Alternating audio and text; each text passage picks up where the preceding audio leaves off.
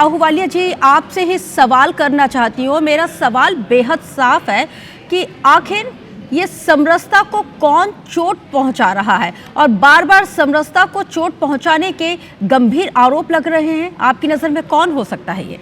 सबसे पहले आईबीसी के श्रोताओं को नमस्कार करती हूँ और साथ में जो पैनल बैठा हुआ है इस चर्चा के लिए आप सबको भी मैं प्रणाम करती हूँ। देखिए, जो भी नेशन फर्स्ट की भावना से विचार करेगा वो समरसता की भावना के ऊपर कार्य करते हुए इस देश में विकास कार्यों की उन्नति में योगदान देगा। इसलिए जब हम समरसता की बात करते हैं तो हम तमाम पूरे देश में, पूरे इस प्रदेश में जितनी जनता है सबको एक सामान्य स्थान पर, यानी कि एक इक्वल दर्जे के बराबर उनको सारी योजनाओं का लाभ पहुंचाने की बात करते हैं।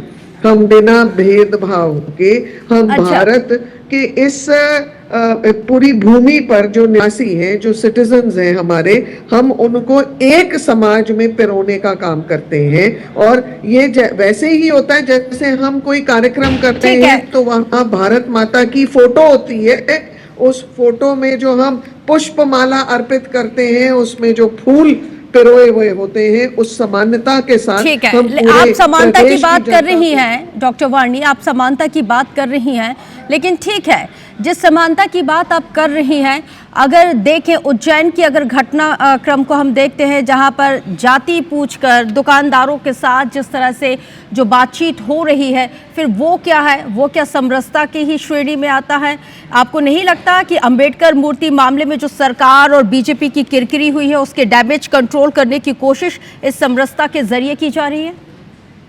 देखिए, जो माननीय अंबेडकर जी की मूर्ति के ऊपर जो राजनीतिक घमासान कांग्रेस पार्टी कर रही है, उनको मुद्दे चाहिए, कुछ विषय ऐसे वो ध्रुवित कर कर पेश करते हैं जनता के सामने, क्योंकि सुर्खियों में रहना है, उनको राजनीतिक रोटियां सेकनी है।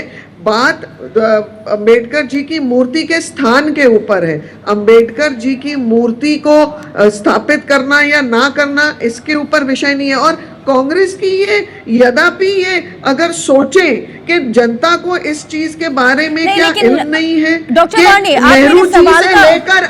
वाणी, आप मेरे सवाल का जवाब नहीं दे रही है। मेरा सवाल ये था कि समरसता किस किस के बीच, उज्जैन में दुकानदारों के बीच जो चल रहा है, क्या वो समरसता की श्रेणी में आता है?